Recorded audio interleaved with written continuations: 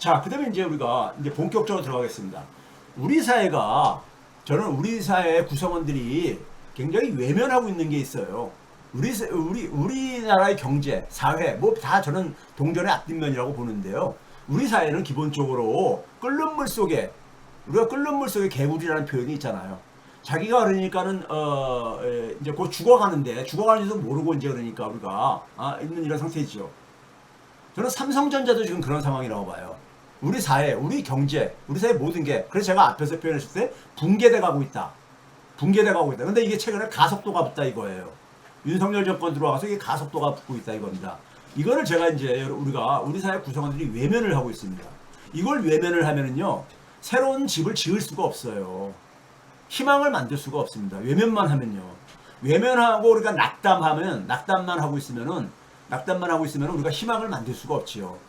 그럼 우리 아이들이 그러니까 우리 아이들에게 그러니까 우리는 이 어른들의 역할을 제대로 하지 못하는 거죠. 우리 사회는요, 기본적으로 우리 경제는 저는 굉장히 상식의 범위를 벗어나지 않는 문제라고 봐요.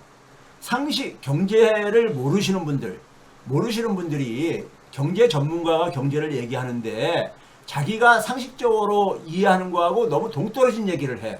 그러면 그 전문가가 엉터리 내지는 사기꾼이라고 생각하면 돼요. 제가 수십 년을 거의 반백년을 제가 경제학을 연구해 왔는데 결론은 뭐냐면요. 경제도 그러니까 상식의 범위를 벗어나지 않습니다. 그걸 굉장히 복잡하고 어렵게 얘기하는 건요. 그 전문가의 실력이 그만큼 그러니까는 사실은 문제가 있다는 것입니다. 경제는요. 그렇게 어려운 게 아니에요. 어렵게 얘기하는 사람 얘기는 들을 필요가 없습니다. 사실은요. 네? 들을 필요가 없어요.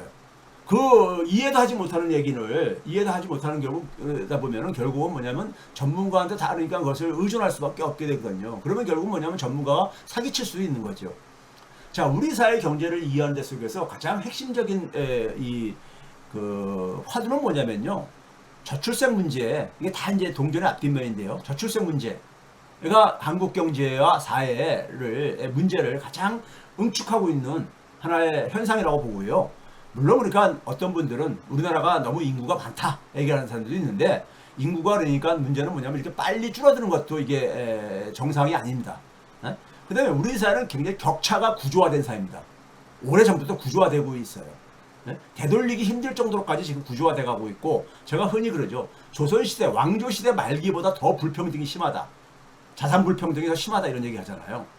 그 다음에 이제 문제는 뭐냐면은 가장 이제 근본적인 건 뭐냐면요. 이러한 것들이 앞에서 얘기한 저출생과 격차 사회가 우리 경제의 그러니까 경쟁력, 우리 사회의 그러니까 우리가 경제의 경쟁력이요. 경제의 경쟁력을 보여주는 것은 핵심은 뭐냐면 산업입니다. 산업은요. 우리가 한자로 표현하는 걸 보게 되면 굉장히 내용들이 정확하게 담겨 있는데요. 나흘산자잖아요. 나흘산자다가 일업자입니다. 일을 만드는 것이 산업이죠. 자동차 산업하게 되면 자동차를 생산하는 관련 경제 활동을 통해서 일을 만들고 자본주의 경제에서는 일을 통해서 소득이 발생하는 거잖아요. 그렇기 때문에 산업이라는 것은 굉장히 중요한 하나의 우리가 한 나라의 경제를 이해하는 한 공동체를 우리가 인간은 사회적 동물이잖아요. 그렇기 때문에 함께 생산 활동을 합니다. 함께 경제 활동을 하지요. 함께 경제 활동을 하는 것을 담아내는 그릇이 바로 산업입니다. 산업의 모습입니다. 근데 그 나라 경제가 얼마나 건강하냐 하는 것은 그 나라 산업의 모습에 사실은 그대로 드러납니다. 그래서 산업 경쟁력을 얘기를 하는 건데 산업 경쟁력이 급격하게 쇠퇴를 하고 있습니다.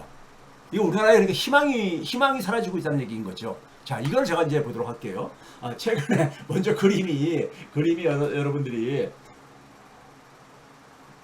최근에 화제가 된 그러니까 하나의 기사죠. 예? 우리나라 이제 뭐 연합뉴스라든가 국내 언론에 이제 인용이 돼가지고 보도가 됐었죠. 무슨 보도냐면 이게 월스트리트 저널에 난 보도인데 월스트리트 저널에 기사에 그러니까 사진이 실린 거예요. 우리 이런 사진 많이 보죠. 저도 이제 그러니까는 새벽에 이제 조깅할 때 보면은 아니면 산책을 할 때 보면은 이런 것은 오래전부터 사실은 흔하게 보는 모습이 있죠. 소위 말해서 아이들 과거에는 아기들 태우고 다니던 이 유모차에다가 강아지들을 그러니까는 이 소위 말해서 반려견들을 태워가지고 사람은 끌고 다니는 모습은 우리한테 이제 흔한 모습이죠. 우리가 흔히 볼 수 있는 모습이죠. 외국도 그런지 모르겠어요. 제가 해외 나갔다 온지 해외 나가 뭐 얼마 전에 한 2020년에 이때만 해도 제가 이렇게 그 보기 힘든 모습인데 우리나라는 하여간에 이제 아주 거의 일상적으로 보는 모습이죠. 이걸 이제 개모차라고 이제 그러니까 개를 끌고 다니는 유모차라 해서 줄여가지고 개모차라고 한 것 같은데 이게 이제 판매량이 그러니까는 소위 말해서 그러니까는 이 저기 저 뭡니까요? 사람을 태우고 다니는 유모차보다 개를 태워서 개를 그러니까 담아서 끌고 다니는 유모차의 판매량이 이 G마켓의 판매량을 그러니까 저기 통계를 이용해 따르던데 더 많다는 거 아니에요? 예? 예, 더 많아졌다는 거 아니에요? 그러면서 이제 이게 외신도 굉장히 관심이 급증하고 있다. 예? 그러니까 사실 그러니까 젊은 분들도 그러니까 결혼을 이 포기하거나 아니면 결혼을 거부하면서 그러니까 반려동물하고 그러니까 삶을 살아가시는 분들이 많이 있고 그러니까요. 그런 모습을 보여주고 있는 겁니다. 그래서 제가 이걸 구한 것은 우리 사회의 저출생 문제가 정상적인 건 아니라 이거예요. 정상적인 건 아니에요. 여기에 많은 게 담겨 있습니다. 많은 게 담겨 있어요. 자, 제가 지금 그동안에 사실 몇 차례 그러니까 보여드렸던 하나의 자료들입니다. 1990년대 이후에요. 우리가 저출생 문제는요, 아이를 낳는 문제는요, 경제학적으로는 뭐 여러 가지 요인이 있죠. 여러 가지 요인이 있는데, 경제학적으로 볼 때는요, 가장 중요한 요인이 결혼율입니다. 결혼율. 결혼을 안 하기 때문에 출생률이 떨어지는 거예요. 결혼을 안 하기 때문에. 이렇게 봅니다. 이건 경제학적인 이론에 근거를 하고 있는 거예요. 이론을 하고 특히 우리 사회 같은 경우는 비혼 출산이 굉장히 우리가 사회적으로 부정적인 그걸 이렇게 씌우는 이런 분위기 속에서는 더더군다나 우리 사회는 이게 더 가죠. 유럽이나 이런 데보다도요. 지난 30년간의 결혼율하고 출산율을 보게 되면 상관성이 거의 그러니까 100%에 가깝습니다. 100%에 가까워요. 네?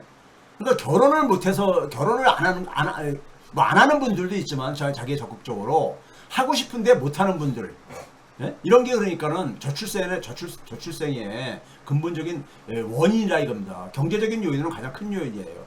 그렇다면은 출산율 높이려면은 결혼을 그러니까 많이 할 수 있게 하면 되는데 결혼을 많이 할 수 있게 하면 되는데 지금 그러니까 일부 정치인들은 특히 여당의 정치인들은 결혼을 많이 높이는 걸로 대책으로 내놓은 게 진짜 우픈 얘기들을 많이 나오고 있잖아요. 제가 뭐 가까이 입에 담지 않겠습니다. 하도 한심해가지고. 자, 그러면 이제 우리가 결혼율에 영향을 미치는 걸 보게 되면요. 경제학에 이거는 있잖아요. 이론이 있는 겁니다. 경제학에. 저희 이제 넓은 범주에서 볼 때는 노동경제학에 이제 이게 있는데요. 결혼시장 탐색 모형이라는 게 있어요.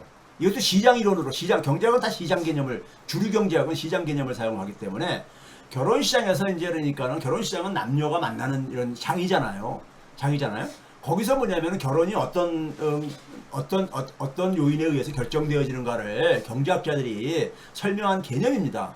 결혼시장 탐색 모형이라는 이런 개념이 있어요. 경제학이에요. 노동경제학이에요.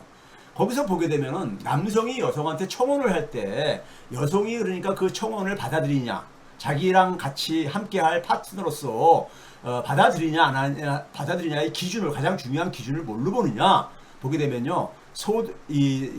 상대적인 소득, 가장 중요한 요인이 소득 불평등으로 봅니다.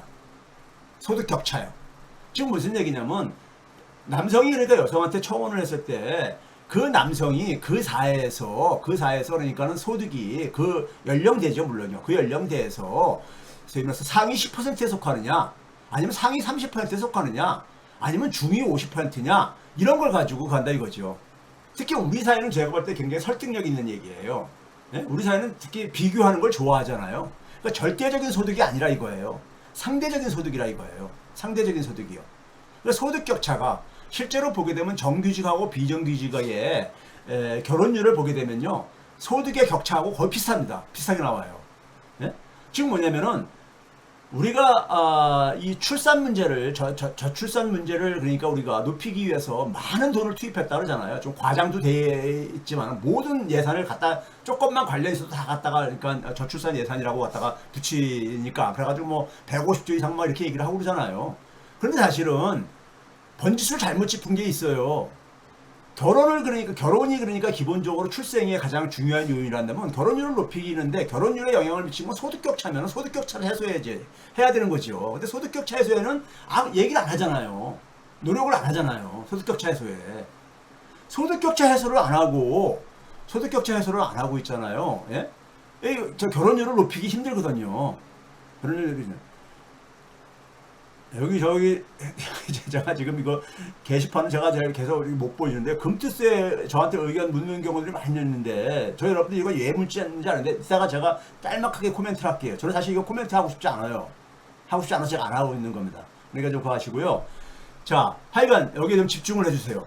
제 이 방송에 관심이 없으면 안 들으셔도 상관없어요. 안 들어도 상관없는데 일단 어떤 주가를 얘기할 거기 때문에 간단하게는 제가 뭐 코멘트를 할 겁니다.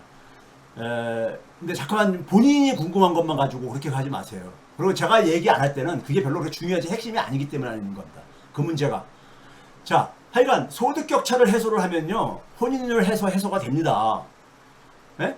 근데 이거 안 하려고 하잖아요. 이거 안 하잖아요. 예? 안 하잖아요. 그렇죠? 안 하잖아요. 그러니까 이거 안 하면요. 결국은 뭐냐면 결혼율 개선 안 돼지고 근데 출생률 문제 해결이 안 돼요. 예? 그러니까 무슨 뭐 저기 저출산 대책위원회 대통령 직속 이런 거 만들어봤자 이거 안 하면요 해결 안 됩니다. 이걸 직시를 하셔야 돼. 예? 자, 그다음에 이제 뭐냐면요 실제로 최근에 오면 올수록 더 이게 상관성이 커지고 있어요. 지난 10년간에 보게 되면요 소득격차와 출산율 사이의 상관성은 거의 100%에 가까워지고 있어요. 예? 그런데 소득격차를 해소를 안 한다? 안 하고 저출산 문제 해결한다? 이거는 그러니까 뭐 해결할 의지가 없는 거죠. 해결할 의지가 없는 거예요. 예? 이렇게 보면 되는 겁니다. 자, 그다음에 이제 우리가 뭐냐면요. 우리 사회는 굉장히 격차 사회라 했잖아요. 소득과 자산 격차가 구조화됐어요. 구조화가 됐어.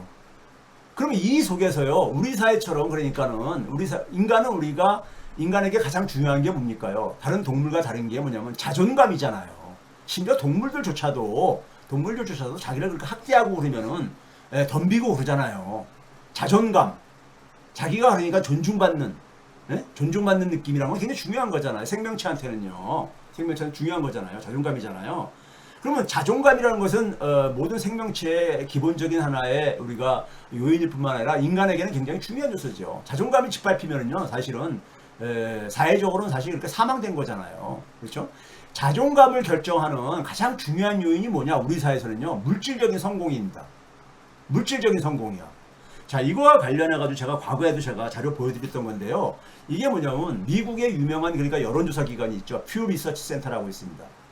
퓨 리서치 센터라고 유명한 여론조사 기관인데 여기서 선진국 17개국과 선진국가를 국민들을 대상으로 해가지고 2021년 연말에 조사를 한 거예요. 조사를 했는데 당신의 삶을 가장 의미 있게 하는 건 뭐냐? 당신의 삶에 있어서 가장 의미 있는 건 뭐냐 이거예요. 삶에 있어서 의미 있는 거. 뭐겠습니까? 자기 사랑하는 사람들, 가족들 아니겠어요? 그렇죠? 그러니까 가족이 가장 높게 나와요. 실제로 보게 되면요. 가장 높게 나옵니다. 이게 상식적인 얘기죠. 상식적인 얘기예요. 근데 세 번째로 쭉 내려가다 보면 두 번째가 뭐냐면은 자신의 직업이라든가 커리어. 자기가 그러니까 소위 말해서 사회적인 그러니까 활동을 하면서 자기가 그 사회적인 활동을 통해서 투입하는 시간도 많다 보니까 그게 의미가 있고 싶겠죠. 네? 의미를 만들고 싶을 게 아니겠습니까? 그러니까 가족, 그 다음에 뭐냐면 사회적인 삶, 사회적인 활동 이런 거.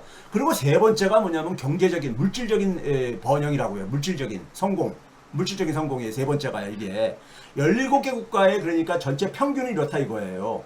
17개 국가의 평균이 이렇다 이거예요. 그런데 17개 국가를 그러니까 쭉 국가별로 분류를 해보게 되면요. 대한민국만이 물질적인 성공이 1위예요. 가족은 3위입니다. 우리 사회 굉장히 슬픈 모습이죠. 슬픈 모습이야. 2위가 건강 건강만 하더라도 이거 뭐 주로 이제 그러니까 가족의 건강도 있겠지만은 개인의 그 적인 거 요소가 많이 있잖아요. 그러니까 물질적인 성공이 우리 사회 속에서는 1위예요. 왜 이렇게 됐겠습니까? 왜 이렇게 됐겠어요? 우리나라는 뭐냐면은 경제적으로요. 경제적으로 그러니까는 소위 말해서 이 취약해지게 되면은 자존감을 그러니까는 자존감을 지키기가 어렵다고 생각하는 거예요. 네? 자존감을 무시당한다 이거죠. 무시당한다 이거죠. 예? 자기 자녀들도 무시당하고 우리 그런 얘기 많이 있잖아요. 예? 소위 말해서 임대 아파트 사는 애들에 대한 그러니까 우리가 사는 아이들과 그 그냥 그 임대 아파트 아닌 아이들이 예? 그 어른들이 그렇게 만들고 있는 거잖아요. 그거 굉장히 야만적인 거잖아요. 그러니까 어렸을 때부터 뭐냐면 물질적인 성공, 물질적으로 그러니까 소위 말 취약할 경우에 굉장히 그러니까는 이 상처를 많이 받는 이런 사회라고요. 우리 사회가요. 우리 사회 야만적인 사회입니다. 야만적인 사회예요. 돈이 모든 거라 이거죠. 이렇게. 그러면 젊은 사람들이 어떻게 대응을 하겠습니까? 물질적인 성공이 중요한 사회에서는 모든 것을 판단하는 데 속에서 경제적인 계산, 경제적인 이득을 계산하는 것이 기준이 될 수밖에 없어요. 경제적인 이득을 계산하는 것이. 그렇죠? 그러면 여성이든 심지어 남성까지 포함해서요. 젊은이들이 뭐냐면은 아이를 갖는 것이 경제적인 계산으로 봤을 때 좋은 선택이냐 아닌 선택이냐 나쁜 선택이냐 이거 판단되잖아요. 아이를 가지게 되면 여성은 어떻게 됩니까? 경력이 단절되잖아요. 경력이 단절되고 심지어는 뭐냐면은 하여간 경력을 쌓는 데 속에서 불리해지잖아요. 네? 많은 그러니까 불리한 환경에 처하게 되잖아요. 네? 그렇죠? 그리고 뭐 남성들조차도 그러니까는 아이의 키우는 비용이 워낙 많이 들어가다 보니까는 자신의 그 노후라든가 이런 것이 그러니까 많이 제약받고 그러다 보니까는 주저하게 되고 그러잖아요. 그러니까 당연히 뭐냐면 우리 사회 속에서는 물질적인 성공이 가장 중요한 이렇게 기준이 되어져 있는 이상에는 결혼을 안 하게 돼 있다 이겁니다. 출산을 안 하게 돼 있다 이거예요. 그게 합리적인 선택인 거예요. 합리적인 선택. 그러면 출산을 높이려면은 물리적인 그러니까 물질적인 성공이 경제적인 압박을로부터 좀 해방을 시켜줘야 되는 거예요. 이거 해결 안 하면은요 저출산 문제 해결 안 돼요. 근데 이런 본질은 놔두고 엉뚱한 거 가지고 계속해서 무슨 뭐 애 낳으면은 그러니까 얼마 지원해준다 이런 거라고 하고 있잖아요. 일시적으로. 네? 그렇죠? 그게 근본적인 문제가 아니라 이거죠. 물질적인 성공이 그러니까 우리 사회 속에서는 자존감을 지킬 수 있는 기준이 돼버렸어. 사회가 잘못된 거죠. 사람들이 적어도 경제적으로 자기의 자존감을 지킬 수 있을 정도로까지 어느 정도 돼 있다면은 못하라 그러니까 우리가 이렇게 물질적인 성공이 가족보다 더 중요하다는 이러한 가치관을 갖겠냐고요. 그렇죠? 자, 이게 앞에서 얘기했던 소득 격차가 결혼율에 영향을 미치고 출산율에 영향을 미치는 것을 통계적으로 뒷받침되는 게 바로 이 문제인 겁니다. 네? 그렇죠? 그 다음에 이제 뭐냐면 그러면 소득 격차가 왜 생기느냐 하실 때 이게 오늘 제가 초점을 맞추려고 하는 건데 우리 사회는 우리가 그 산업화 속에서 소득과 일자리를 그러니까 지난 30년 이상 동안에 우리가 다 만드는 거 아니에요. 그래서 중진국까지 온 거 아닙니까? 그렇죠?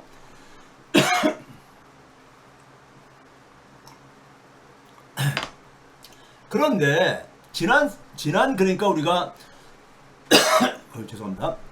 지난 30년간 보게 되면요. 소위 말해서 우리나라의 그러니까 소득과 일자리를 만든 주요 산업이 뭐였냐면요. 제조업이었습니다. 제조업이었어요. 예? 저희 한강의 기적이라는 것이 제조업이었죠. 우리나라 주요 산업들 보면 다 제조업이잖아요. 기업들로 봐도 재벌 기업들을 보게 되면 다 제조업체들이잖아요. 그렇죠? 제조업체들이잖아요. 근데 이 제조업의 일자리가 어느 단계를 지나게 되면 줄어들기 시작합니다. 농업의 종사자가 줄어듭니다. 이건 보편적인 현상이에요. 소위 기술 발전에 따른 거죠. 그러니까 적은 인력을 가지고 더 많이 만들어낼 수 있게 되는 거죠. 기술 발전을 인해서요. 문제는 이겁니다. 제조업의 일자리가 줄어드는 현상을 우리가 이제 탈공업화, 탈산업화라고 하는데 이게 우리나라는 굉장히 빠르게 진행되고 있어요. 네? 일본보다도 거의 그러니까는 1.5배 정도 빠르게 진행되고 있다는 얘기인 겁니다. 빠르게 진행되고 있어요. 문제는 뭐냐면 제조업의 일자리가 평균 임금보다 조금 높은 일자리들이 되게 제조업의 일자리들이에요. 그럼 제조업의 일자리가 줄어들면은 그 사람들이 제조업에서 이 제공하던 일자리를 대신 다른 일자리가 그러니까 그것을 대체를 해줘야 되는데, 다른 일자리 중에서는 되게 임금으로 보게 되면 고임금 일자리하고 저임금 일자리가 있잖아요. 예? 그런데 우리가 제조업에서 일자리가 줄어들 때 우리가 산업적으로 보게 되면 1차 산업, 2차 산업, 3차 산업으로 얘기하는데, 1차 산업의 대부분은 농업이잖아요. 예? 농업이잖아요. 농업으로 갈 수는 없지요. 일반적으로 농업이 안 좋다는 얘기가 아니라 농업을 안 가잖아요. 예? 그래서 3차 산업이 되게 서비스 산업인데, 서비스 산업에는 보게 되면은 고임금 일자리도 많지만 저임금 일자리도 많습니다. 우리가 편의점에서 아르바이트 하는 거, 이것도 서비스죠. 예? 서비스죠. 우리가 많은, 그러니까 운송업에 운송 서비스라 그러죠. 그러니까 금융 서비스나 의료 서비스 같은 법률 서비스도 이 고임금 일자리도 서비스지만은 저임금 일자리도 되게 서비스죠. 이 우리나라에서 저임금 서비스 직종의 대표적인 게 바로 자영업입니다. 자영업인 거예요. 우리는 고임금 서비스가 구조적으로 취약해요. 왜 그러냐? 제가 지난번에 얘기했죠. 우리나라의 산업 체계는 굉장히 식민지적입니다. 식민적이에요. 그러니까 산업이 그러니까 자기 완결성을 못 갖고 있는 산업 체계다 보니까는 고부가 가치의 서비스 부분이 취약합니다. 우리나라는요. 그러니까 대개 제조업에서 줄어든 일자리가 어디로 가느냐? 자영업으로 가는 거죠. 자영업의 문제가 왜 생긴 거예요? 과잉 공급이거든요. 많은 사람들이, 우리나라가 통계적으로 OECD 국가들 중에서 그러니까 우리가 거의, 그러니까 우리가 3위 안에 드는 정도로 자영업 종사자가 많은 게 바로 그거잖아요. 근데 그분들 자영업 하고 싶어서 하는 게 아니에요. 일자리가 없다 보니까 글로 가는 거죠. 가는 겁니다.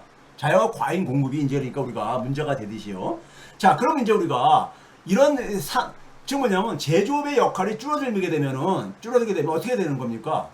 우리가 과거 농업사에서 산업화에 뒤처지면서 우리가 어떤 시대를 겪었습니까?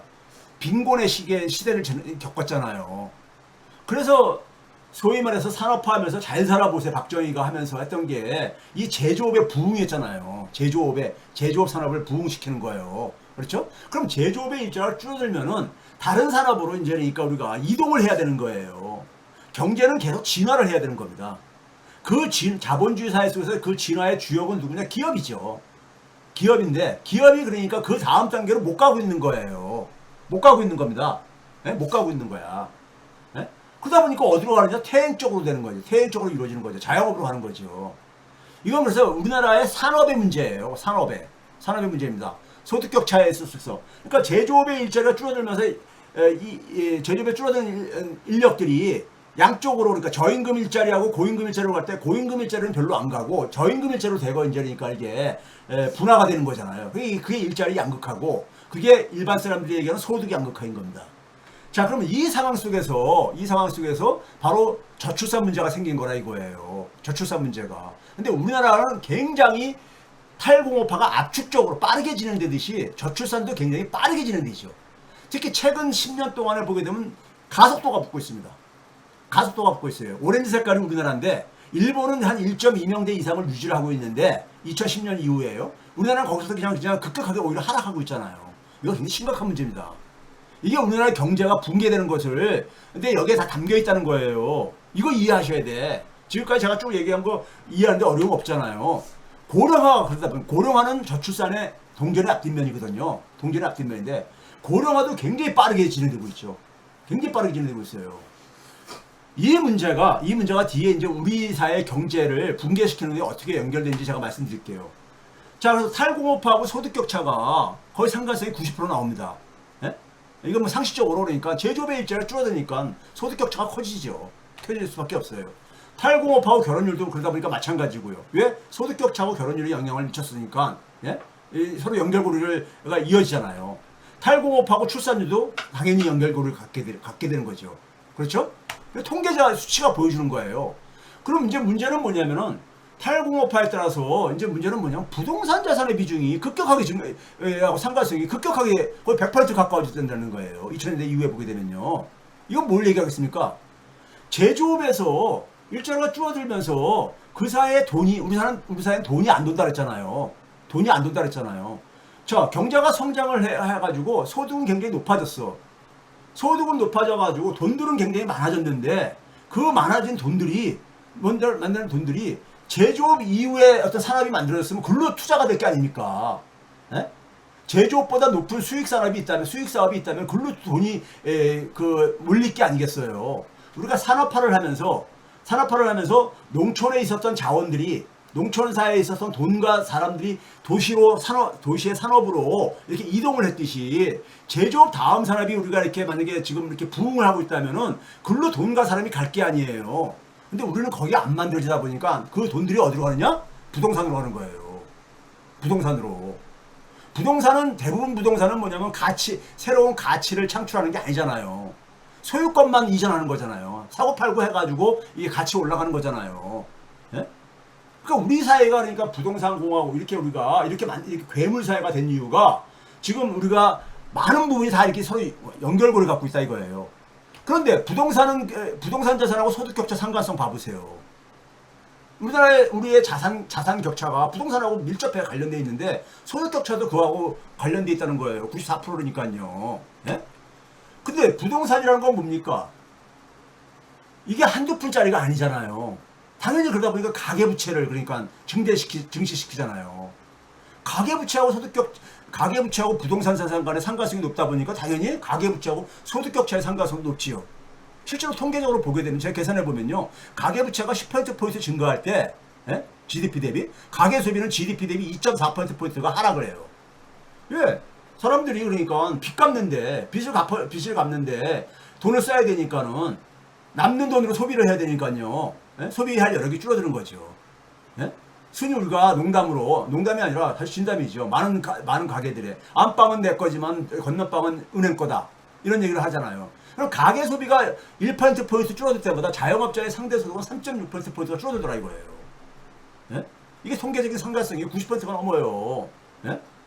그러니까 우리 사회의 소득 격차와 가계부채가 밀접하게 관련돼 있고, 소득 격차가 결국은 뭐냐면 아까 했듯이 결혼율, 그 다음에 출산율에 영향을 미치는, 다 이게 연결돼 있잖아요.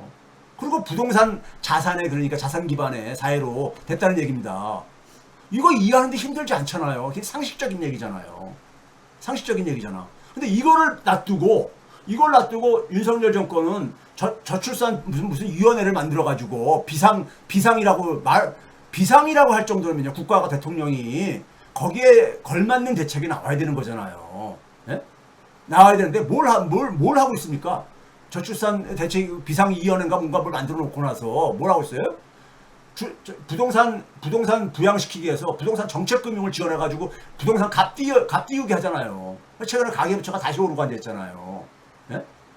그러니 결국은 뭐냐면 격차 사회를 더 가속화시키면서, 그러면서 저출산 문제를 해결하겠다? 이거는 말이 안 되는 얘기죠.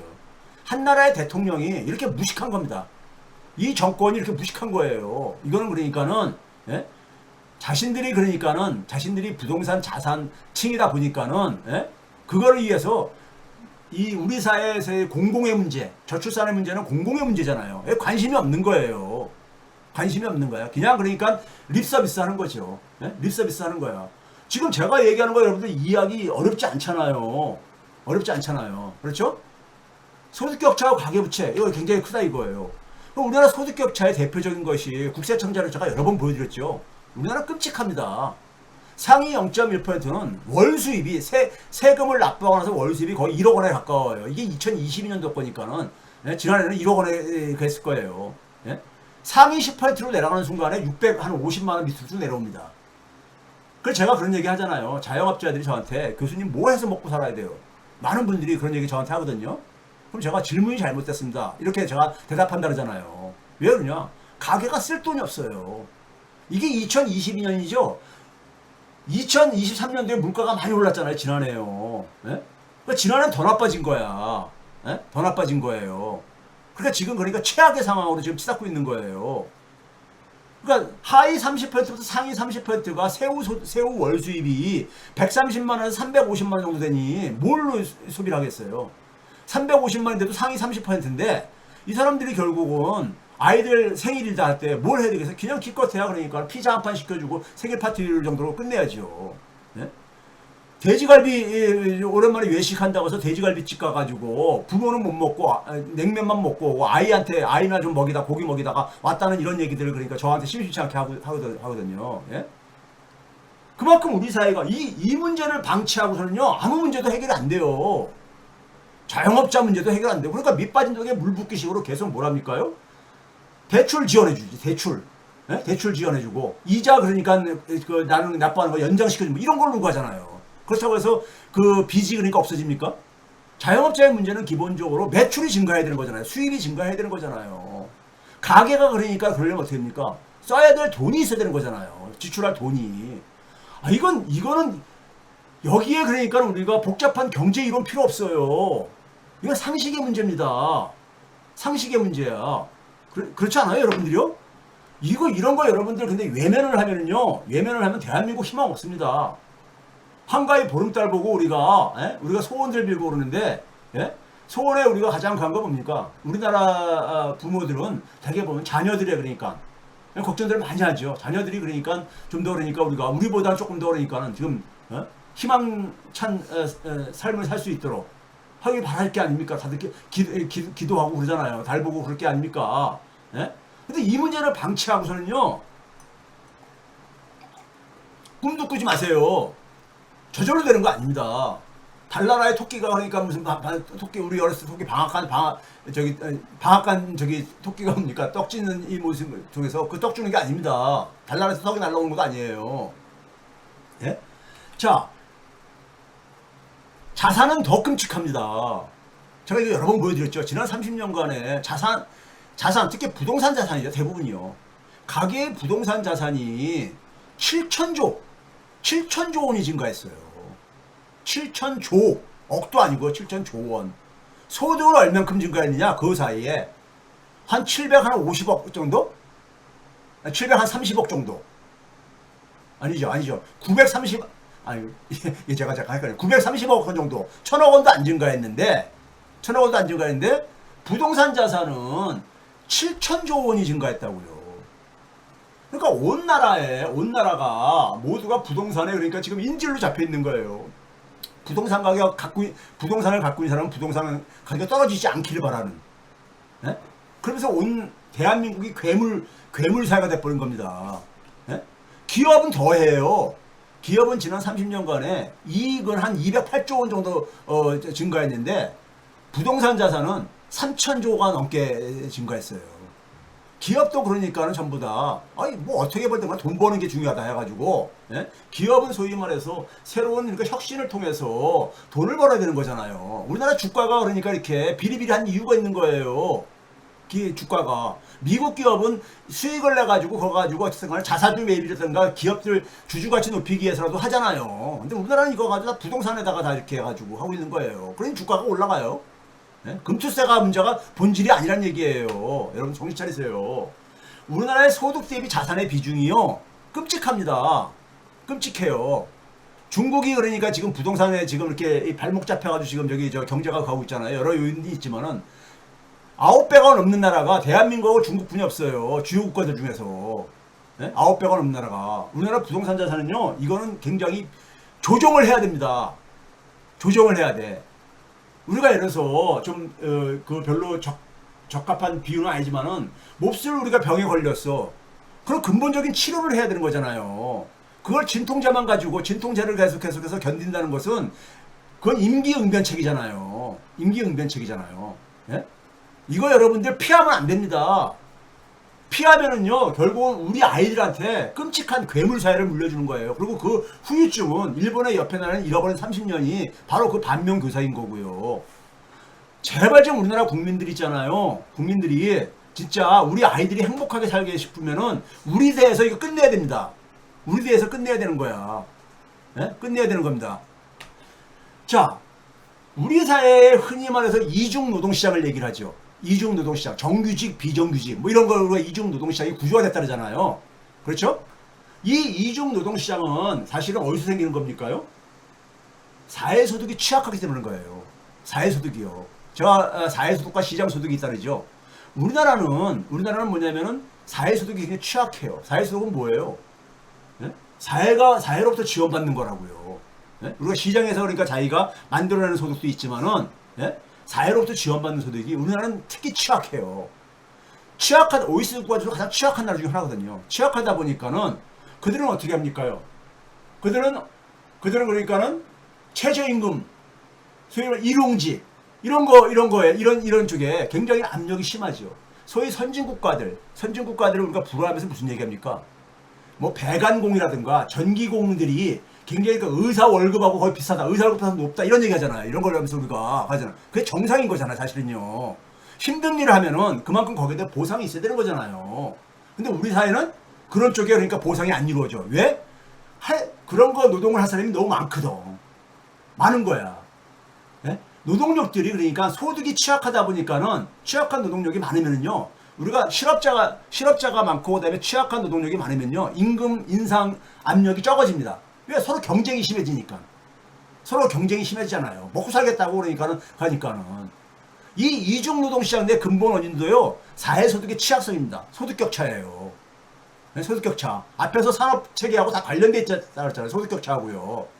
그럼 이제 이게 어떤 문제로 발전하냐면요. 소득이 불확실성이 큰 사람들한테 이런 사람들 어떤 제약을 받습니까? 금융이용에 제약을 받잖아요. 금융이용에. 예? 신용이용에 제약을 받는다고요. 임시직 노동자가 은행 대출 이용하기 쉬워요? 어렵잖아요. 어렵잖아. 그러니까 소위 말해서 은행에서 대출이라는 것은 일종의 뭡니까? 미래소득에 기반해서 차입을 하는 거잖아요.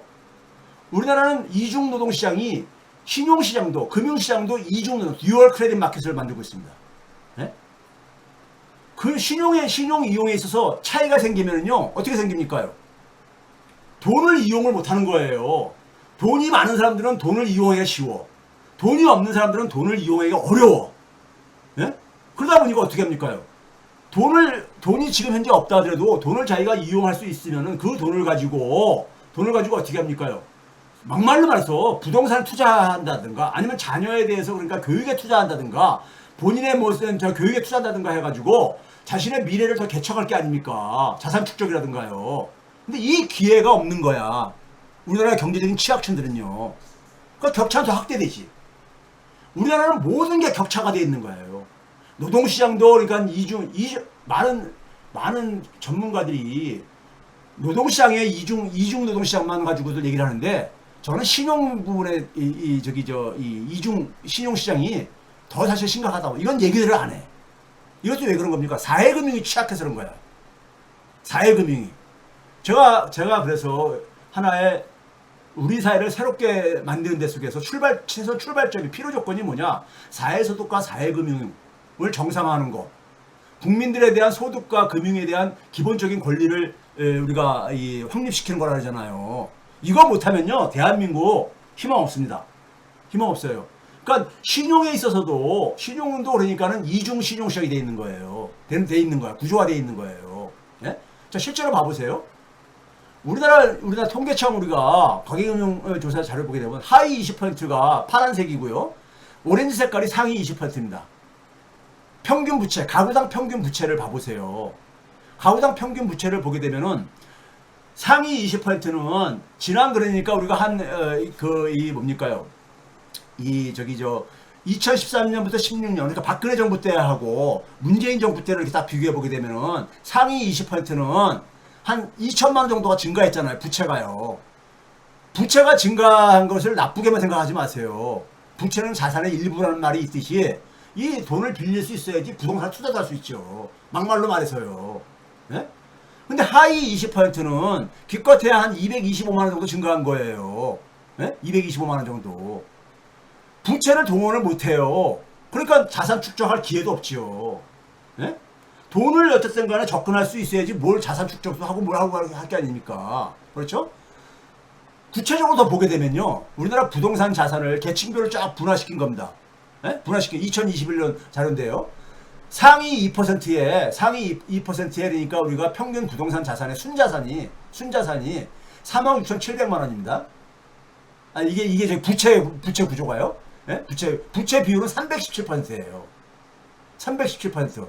부채가 3억 한 7천만 원 된다는 얘기예요. 상위 2%는요. 3억 7천만 원이요. 예? 부채 비율이 자기 자본 대비 부채 비율은 317%라는 이거예요. 3배가 넘는다 이거예요. 예? 그런데 저 밑에 하위 30%로 가게 되면요. 하위 30%로 가게 되면은 부채가 얼마냐? 2,300만 원. 그리고 72%뿐이 안 돼요. 지금 뭐냐면 이 관계가 어떻습니까? 부동산 자산이 많을수록 부채 비율이 높잖아요. 부채액이 높잖아요. 그 얘기는 뭐냐면은 그 얘기는 뭡니까요? 우리나라의 자산은 대부분이 부동산 자산 중심으로 되어 있는데 부동산 자산이 자산 증식을 지원하는 그러한 구조라는 얘기인 겁니다. 예? 즉 신용에 대한 신용이 완전히 그러니까 이중 구조가 되어 있는 거예요. 자산이 적은 사람은 자산 축적을 하는데 그만큼 제약을 받는 거예요. 예? 자산 축적에 돈을 벌어주는 거죠. 그러니까 기본적으로요. 예? 왜 그렇습니까요? 제가 그랬잖아요. 돈이라는 것은 기본적으로 크게 두 가지로 나눠진다. 사회소득과 사회금융, 그 다음에 시장소득과 시장금융. 시장과 사회 두 가지로 나눠진다 그러잖아요. 예? 나눠진다 그러잖아요. 이거 제가 여러 번 얘기했던 거잖아요. 여러분 제 책을 한번 읽어봐 보세요. 예? 제발 좀. 자, 그러다 보니까 우리가 어떤 문제가 생겨요? 소득 격차가 생기다 보니까 우리 사회의 야만성을 대표하는 게 우리 매년 7월달마다 일반 사람들, 관련한 사람들은 구경하면서 강 건너 불구경하는 문제 있죠. 자영업자하고 최저임금 노동자하고 싸마는 거예요. 을과 을이 싸마는 거. 이걸 구경들 하고 있면서 그러면서 이건 내 문제가 아니야 이렇게 방치하고 있죠. 예? 이게 바로 뭡니까요? 하늘색깔 수치가 2022년에 2297만 원이 무슨 수치냐면요. 최저임금을 가지고 연수입으로 환산한 겁니다. 최저임금으로 연수입이 2297만 원이에요. 2022년도 기준으로. 근데 2297만 원보다 1년 수입이 안 되는 개인 사업자가 83%라는 얘기인 겁니다. 그러니 자영업자들은 최저임금 인상하는 거에 대해서 극렬하게 반대할 수밖에 없는 거예요. 근데 우리가 최저임금 노동자, 저임금 노동자들은 최저임금 가지고 생계유지가 어렵다고 하는 거 아니에요. 둘 다 을이잖아요. 둘 다 을이잖아. 근데 우리가 이 경제적인 취약계층들한테 사회소득을 만약에 준다면, 제가 그랬잖아요. 우리 사회 소위 말해서 이 소득에 있어서 공제가 되는 게 한 400조가 된다 그랬잖아요. 2022년도 국세청 자료를 봤을 때 400조가 소득 공제가 되고 있다. 그것이 세금으로 어느 정도 감면이 되고 있느냐? 한 100조 원 정도. 그러니까는 이 감면에 이어지고 있다 그랬잖아요. 100조 원 정도면은요. 100조 원 정도면은 우리 지금 1인당 25만 원씩 지원해 주는 거. 이건 얼마 정도? 한 8번 정도 지원해 줄 수 있는 거예요. 8번 정도요. 1년에 12달 중에서 8달 정도 지원해 줄 수 있는 거예요. 지금 무슨 얘기입니까? 4인 가구 기준으로 800만 원 정도 지원해 주게 되면요. 최저임금 우리가 많이 인상할 필요 없잖아요. 그리고 그 중에 한 절반 정도는 지역화폐를 줘보세요. 자영업자들 그러니까 전부 다들 진짜 얼굴이 환해집니다. 보름달처럼요.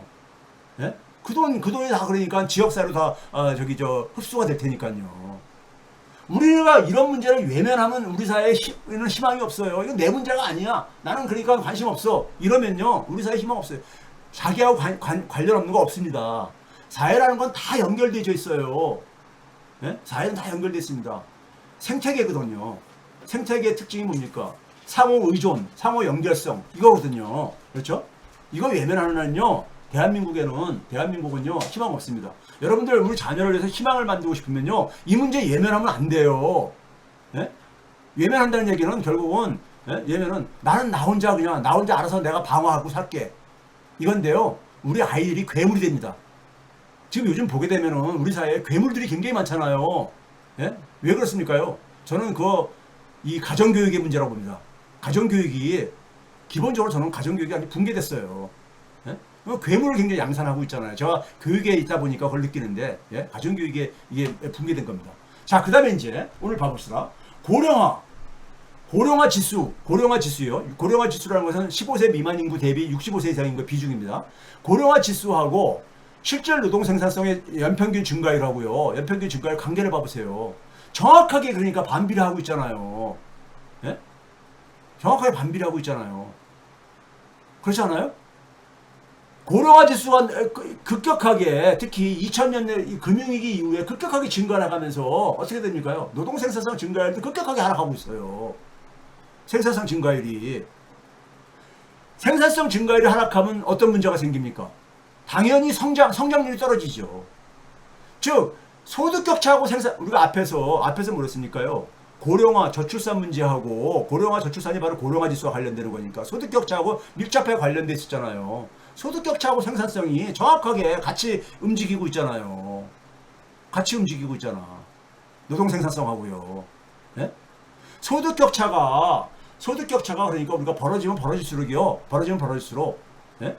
벌어지면 벌어질수록 이 소득 격차가 뭡니까? 임금 노동자 1인당 임금 노동자 평균 수입 대비 자영업자의 평균 수입이니까 맨 오른쪽에 37.4%라는 것은 그만큼 줄어들었다는 얘기잖아요. 소득 격차가 커졌다는 얘기잖아요.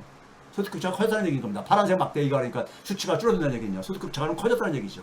소득 격차가 커질수록 노동 생산성의 증가율은 하락하잖아요. 급격하게요. 예?